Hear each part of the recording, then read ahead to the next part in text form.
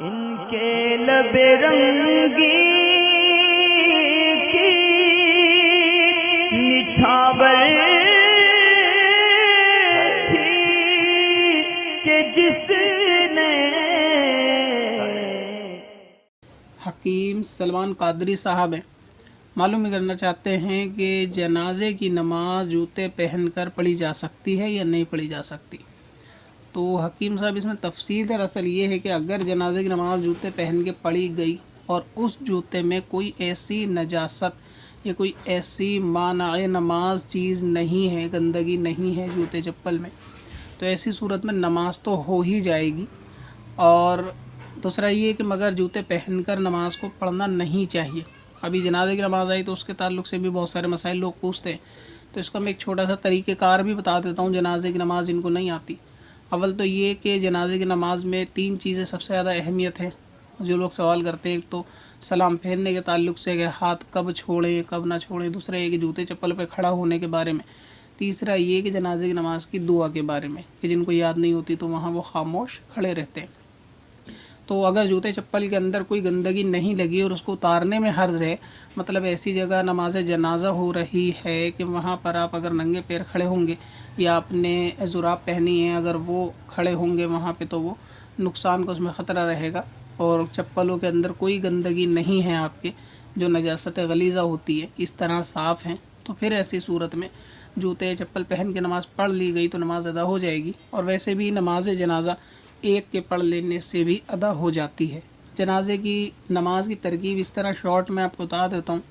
کہ پہلی جب آپ نماز کے لیے کھڑے ہوں گے تو ایسی صورت میں تکبیر کہہ کر ہاتھ باندھیں، یعنی اللہ اکبر کہیں،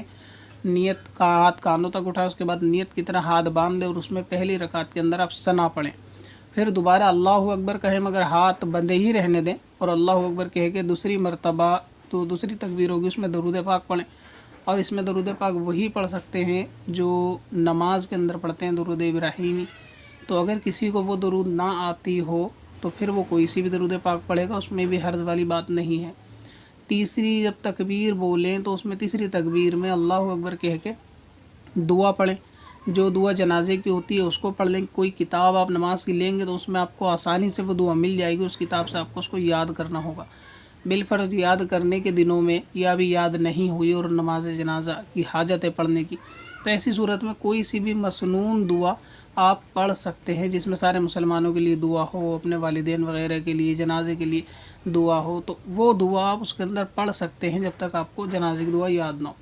اب کسی کو وہ دعا بھی نہیں آتی تو ایسی صورت میں وہ سورہ فاتحہ بھی پڑھ سکتا ہے دعا کی نیت سے۔ مثلا یہ ہے کہ آپ نے جنازے کے لیے تکبیر بولی، اللہ اکبر کہہ کے نیت باندھی، پہلی رکعت کے اندر آپ نے ثنا پڑھی،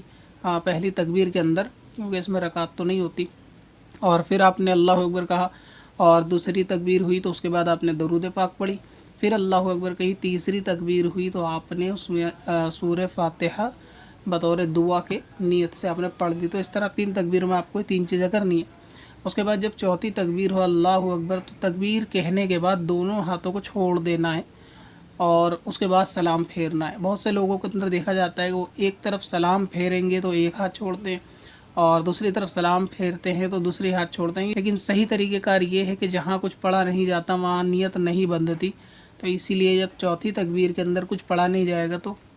تکبیر کہہ کر دونوں ہاتھوں کو چھوڑ دینا ہے، دونوں ہاتھ چھوڑنے کے بعد ہی سلام پھیرنا ہے۔ تو یہ نماز کا شارٹ طریقہ ہے جنازے کی۔ اچھا، اس کے علاوہ جوتے کہاں رکھے جائیں؟ اگر جوتے پہن کے نہیں کھڑے ہو سکتے ہیں تو بہت سارے لوگوں کو دیکھتے ہیں کہ وہ جوتے نماز کے آگے رکھتے ہیں اپنے، یعنی اپنے قدم کے آگے جوتے رکھتے ہیں، تو وہ طریقہ کار بھی درست نہیں ہے، اور نہ ہی جوتے دائیں طرف رکھے جائیں تو یہ بھی منع ہے۔ اب بائیں طرف تو صرف وہی رکھ سکتے ہیں جو بائیں طرف کی صف میں سب سے آخری کھڑا ہوگا، کیونکہ اگر آپ اپنے بائیں طرف جوتے رکھیں گے تو وہ برابر والے کے دائیں طرف ہو جائیں گے، تو ایسی صورت میں اس کے لیے جو ہے کراہت کا باعث ہوگا۔ تو اسی لیے جو سب سے آخری صف میں کھڑا ہے وہ اپنے بائیں طرف رکھ دے تاکہ ادھر نمازی نہ ہو، تو اس کو تو فائدہ ہو جائے گا۔ جو سب سے آخر میں کھڑے ہوتے ہیں کہ اس کی طرف بھی نمازی نہیں ہوتے، مگر یہ اگر سامنے رکھنا بھی ٹھیک نہیں ہے اور دائیں بائیں رکھنا بھی ٹھیک نہیں، تو ایسی صورت میں جو چپلیں یا جوتے ہوتے ہیں وہ دونوں قدم کے درمیان میں رکھنے چاہیے۔ مثلا یہ کہ اگر یہ جوتا ہے تو اس کو بیچ میں رکھ کے دونوں پیروں کے بیچ میں जूते चप्पल को खड़ा करके रख दे, इस तरीके से अगर लेटा के नहीं रखते दोनों खड़ा करके, स्पेस थोड़ा बच जाएगा। तो इस तरीके से दोनों कदम के बीच में जूते चप्पल रखने चाहिए, दाएं बाएं आगे पीछे ये नहीं रखने चाहिए। पत्थर में हसन लाले पुरनवार